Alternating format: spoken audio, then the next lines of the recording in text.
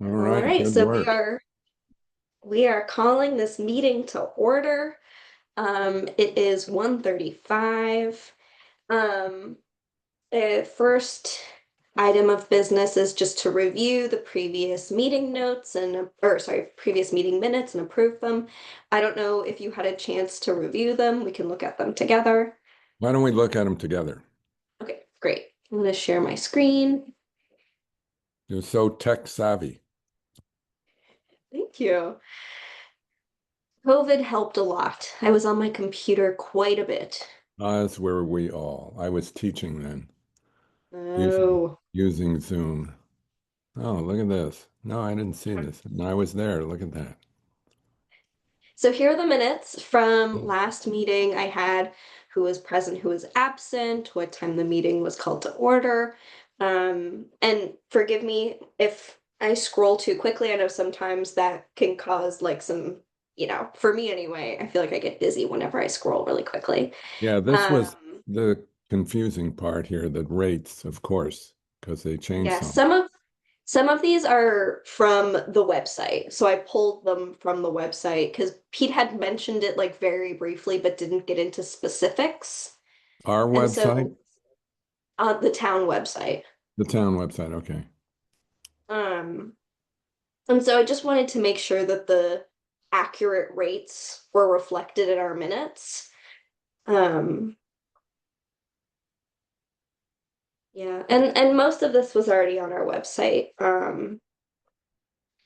But I can also remove them if it's Oh not no, helpful.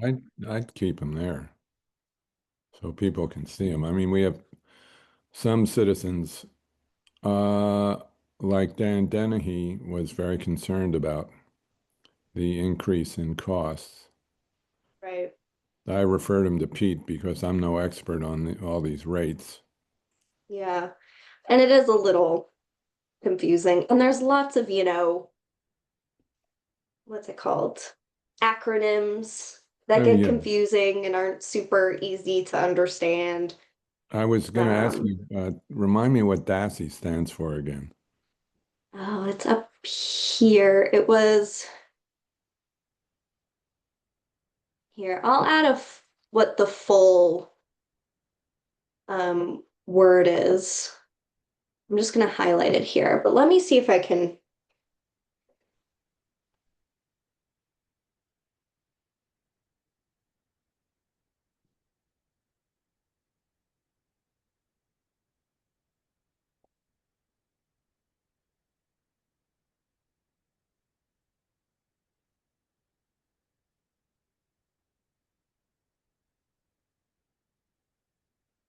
So Oh, and ESA, what's that?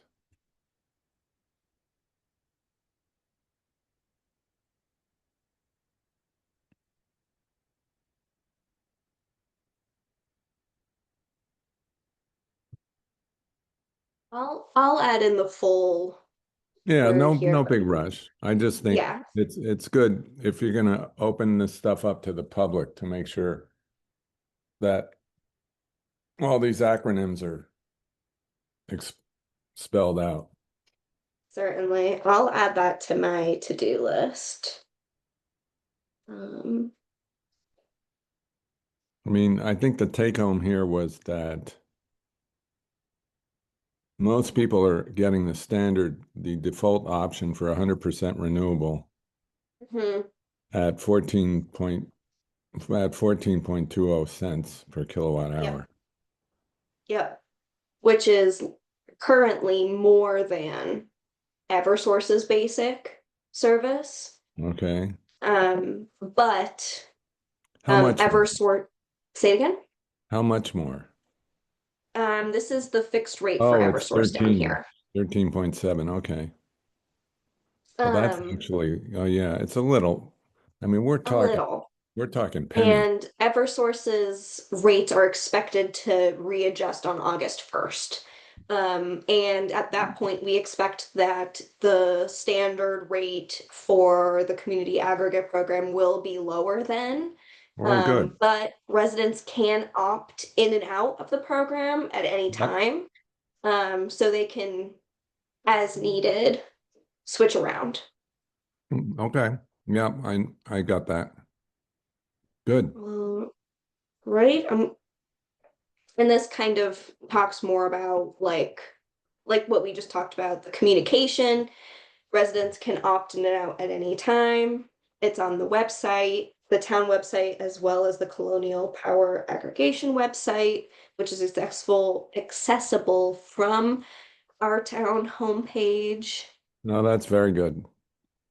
And then we talked very briefly at the end when Pete was there about like if there needs to be any advocacy when it comes to, advocating for our towns when it comes to the adjustments to prices Yeah. in the middle of a, contract cycle that maybe we can work together to do that. But that was sort of Good. the conversation we had about So your the job, I suspect, would be keeping an eye out on all these rate changes as they happen. I think, well, and Pete too, he's the one Mhm. who it's my understanding that he is the one that negotiated the contract with the company as well as with towns who entered Okay. into the program as well. And other town administrators are also going to their energy committees to discuss um, this topic and sort of the difficult position it puts towns in. Yeah. Um, so we might hear more about it soon too. Well, we certainly might if we keep having this war going on in the Middle East. So, yes, certainly, certainly. Okay. All right. So then you and I talked a little bit about like decarbonization plans and the green community grant opportunities, and we had specifically talked about the two types of grants that were possible. So the technical assistance grant and the implementation grant. And you and I talked about some like specific issues that we would like to have achieved with Yeah. a Green Communities grant. So the HVAC system in the town offices, particularly. Um, we talked a little bit about improving building automation and thermostat controls, like having scheduled hours so when the heat gets turned down at night, turned up during the day. We talked Yeah. about the elementary school being But the wait, getting town's. back to the town offices, has there Yeah, of been course. any more consideration of doing something about, I mean, it's right here and I just, they get a lot of heat gain from the southern windows that increases the cooling load.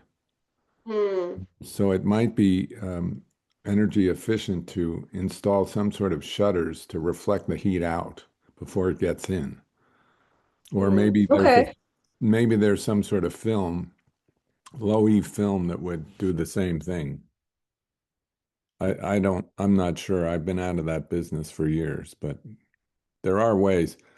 Besides, Yeah. some when they're building from scratch, sometimes they'll put awnings uh, extending out 90 degrees from the building wall above the windows, providing shade during the summer Mhm. months.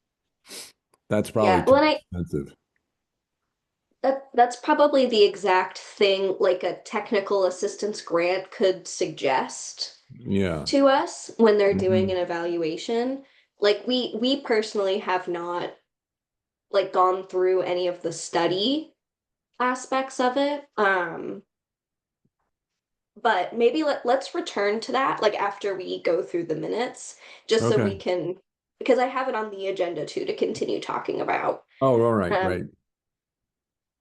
so just moving this forward, we talked a little bit about the elementary school, um, additional opportunities about solar, the boiler, um, the audit from 2015.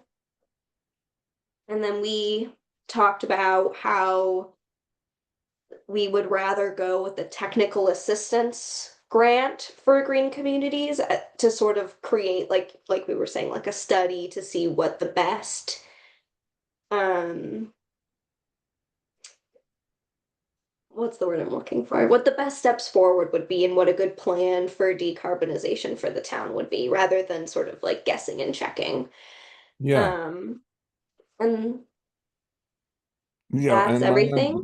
my understanding is based on the 2015 audit.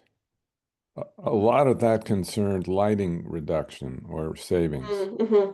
and most of that's been done, Okay. is my Hmm. impression. I'd like that to be confirmed, but I think it has. Low Yeah. wattage bulbs.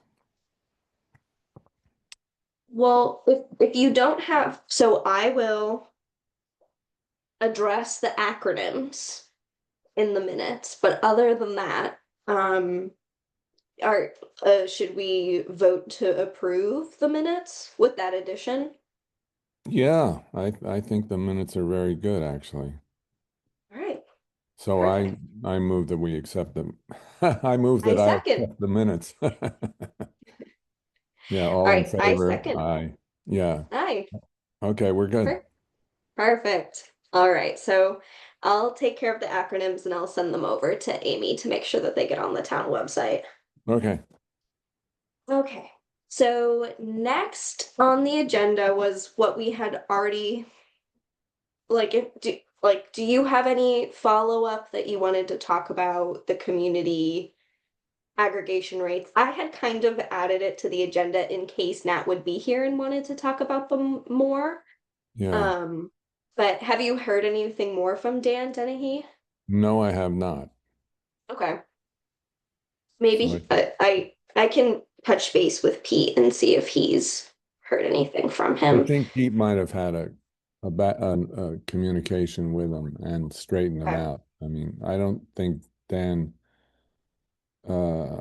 totally got it, but um, but I think Pete dealt with him. So, but I would check with Pete, yeah, because we want people to know what Hmm. we're getting them into by choosing these rates. Of course, they also have to know that they can change their own rates whenever they want to, given the limited parameters of doing so. Right. Right. And that's So, sort of an educational job because yeah, certainly. most people are probably like us. I get an electric bill, I put it in a file, and I never look at it. Hmm. So, Maybe scratch your head and go, why is this so expensive? But well, yeah, it's the bottom line. That's really, if we can explain that simply and clearly so that people get it, that's our main function, I think, with regard to rates. I mean, we can advocate for rates to be lowered or join in with people who are doing so. And I hmm, know that this might be something for you to explore is what Deerfield has been doing with regard to energy management stuff, like what we're talking about, because they have a more hmm. ambitious program. They're bigger too, but they're they're fairly progressive also. And I would be curious to see what they're up to. And I'm sorry, I can't give you the name of anybody. I There's know and Alex, who's in Deerfield. She's sort of like my equivalent. okay, she would know M.A. Swedland. Swedland is spelled like Sweden, but Land. Okay. And she's a concerned citizen, but she's an activist and she's got a good panoramic view of the situation. And they've Mm-hmm. been going through a boiler replacement, I think. Mm. And that's been somewhat controversial because yeah, I don't know all the details, so I won't even speculate. But if we're looking for a boiler replacement at the elementary school, it might be very relevant to talk to them. Yeah. Yeah, certainly. Yeah, and I would hope that, the Green Communities Technical Assistance grant and therefore study would like help us determine like what the priority areas are. Like what should happen first, what should happen second, what needs more time, what can, take longer, what. Right, all right. And that stuff. I would also, I always want to see a life cycle cost analysis of whatever we do. And you rarely ever see that. You see a Mm-hmm. payback period. The payback period is a little fuzzy and it's general and it doesn't, it's not as helpful as a life cycle cost analysis, but it's a lot cheaper to generate too. Mm-hmm. Okay. Okay, so that's good to know. Um, I don't know if you were able to, I had sent to you in that the like description of the Green Communities Technical Assistance Program. I can also share my screen and we can look at it together. Yeah, that would be helpful. I've been a little remiss in some of my extracurricular activities here. That's okay. That's fine. All right. Can you see it? Yep, fine. All right, perfect. Okay. So I think the important part here is technical. This is sort of our limit. So the technical assistance awards are limited to $15,000. Applicants requesting both technical assistance and engineering documents may apply for up to $25,000. I'm not sure if engineering documents are really what we're looking for in At this this point, case. I think that follows up on the technical assistance. Hmm. That should designate um, what we should be doing and the Hmm. priority. Yep, And then we can talk about engineering documents. later. Yeah, that's my Okay. opinion. Yeah, I agree. I agree with that opinion. Um, Grant What's funds the, must yeah, go go ahead. ahead. I Go. was, I'll say it. Go ahead. okay. I was just going to say, when we have to get these in and how much work they are, the grant proposals. Yeah, certainly. I was gonna. It is listed somewhere in here. They do have two cycles every year, so it happens every 6 months. Okay. Um, I had I had pulled it out, but I just want to make sure it's correct. Okay. So there's block one and block two. So right now we're in block one.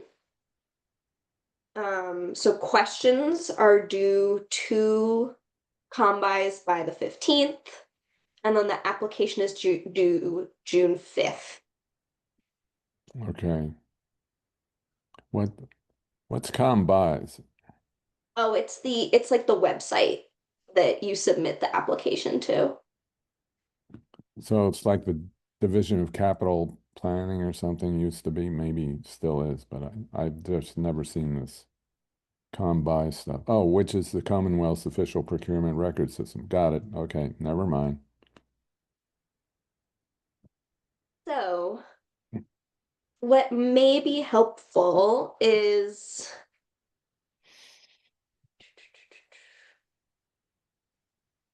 they have, so we could consider what types of questions we want to submit that could help strengthen our grant application. My other suggestion is that Pete and I have met previously with Mark Rabinski, who's our regional representative, basically for green communities. It may be helpful to invite him to one of our energy committee meetings and have him like discuss our application with him, what we're thinking about, um, if he has any suggestions for what to Yeah, include. sure.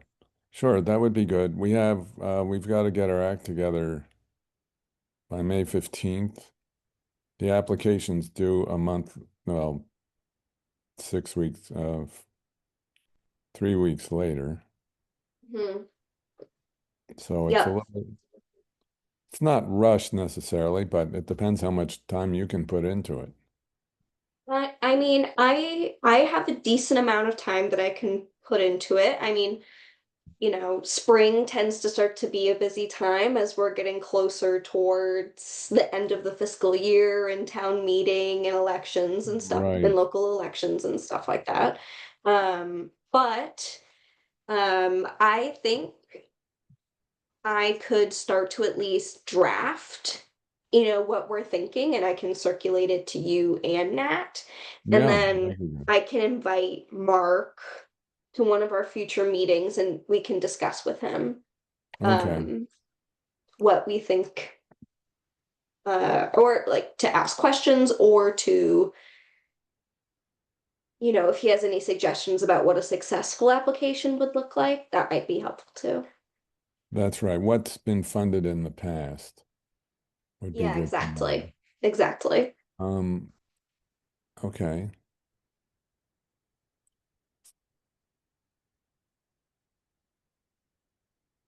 Anything else on the technical assistance grant? Do you have any questions about it? Is there anything Well, else? well, Mike, I was just thinking, what's our most current assessment of our energy situation in all our buildings? So we can look at Mass Energy Insight at any time. I think that has the most updated information about our energy use for each of the town buildings. The Okay. last I checked, the elementary school is our highest user of electricity and No, power, sure. Yeah, yeah, absolutely. and then the town offices are after. Right. Um, well, and the whole reason why Pete and I had sort of started this conversation was because of the dysfunctional HVAC in the town offices. Yeah. Um, and so, that was just sort of the catalyst of the conversation. But if it's helpful, I can send you the Mass Energy Insight website and you can look. Okay. There's lots of information on there. Yeah. I mean, it might be good to have a couple of vendors, HVAC vendors, to walk through the building and give us some ideas. Yes, definitely. I know Well, there's and Johnson Controls and there's various other groups out there who do that because the we have the energy audit that was done by Bart Bales, mm, and I think that's a little dated, and I think it concerned mostly lighting. mm-hmm. Yeah, But that may not be the last word on our situation that we have available to look at. yep, yep. So yeah, and I think talking to Mark will give us like a clear next step. Like if we should have already identified someone who's going to complete the study, um, and decarbonization plan for the town, like is it the grant that's going to help us pay for different HVAC companies to come in and evaluate the space? Um, Well, a lot of them will come in and give you very basic ideas and rough estimates of costs for that's what they do. That's how they drum up business. So hmm, they don't charge for it. okay. Yeah, But that's yeah. something Mark could respond to. I have Yes, the I think so. feeling Mark is our pivot guy here. I think so too. And he's quite nice. Um this is somewhat related to our next agenda item, but Pete and I have been participating in a group called the Franklin County Energy Code Collaborative.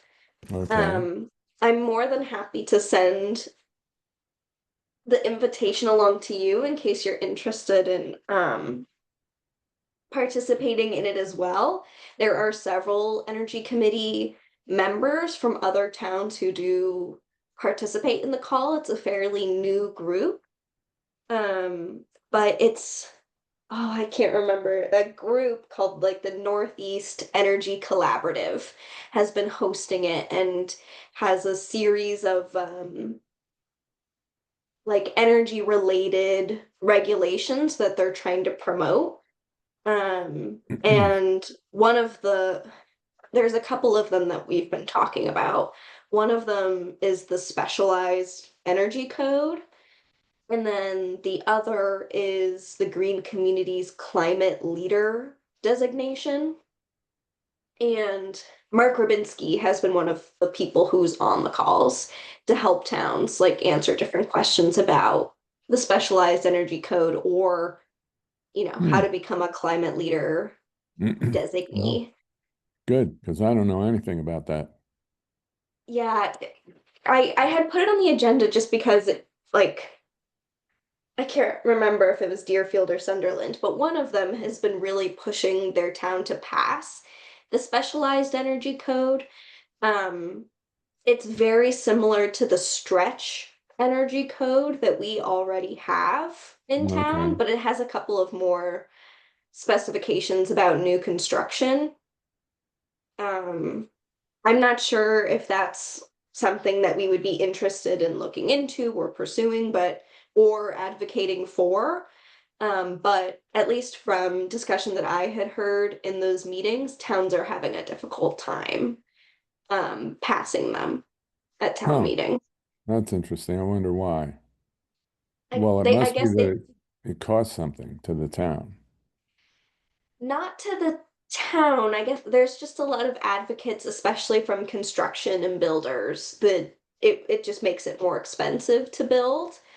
They're like, I think the code is like in new construction, if you're going to build a new construction that's reliant on fossil fuels, you have to still install the electrical framework for renewable energy in the future in case that homeowner ever wants to convert to renewable energy rather than Oh, fossil so it's fuels. it's for homeowners. Yeah. Well, it's for people building new homes. Okay. Oh, just new homes. Okay. Yeah, only new construction. So like for example, I live in Amherst. My house was built in the 1800s. If I'm remodeling part of my house, the code would not apply to me. If No. I tore down my house and built a new one where it was, I would the specialized code would apply to me. Okay. Um, it just depends on the new construction. Okay. Good to know. Yeah. So maybe something we can talk about in the future, maybe um and maybe we'll keep an eye out on how other towns near us are approaching it, and if a lot of towns seem to be passing it, maybe it's something that we can put on our radar. Right. I think that's reasonable. And, our problem, of course, is small population, and therefore, we don't use a lot of energy as a town. Right. And we don't really have a ton of new construction in No, town we do either. not. No, we don't. So yeah, it's not really a code that would really apply to Whately, perhaps. And like we do already have the stretch code passed, which is very similar. Okay. Um, but maybe we'll just keep an eye on it and see Sure. where it Yeah. goes. All right. All right. So, were there any items not anticipated before the meeting? No, not by me.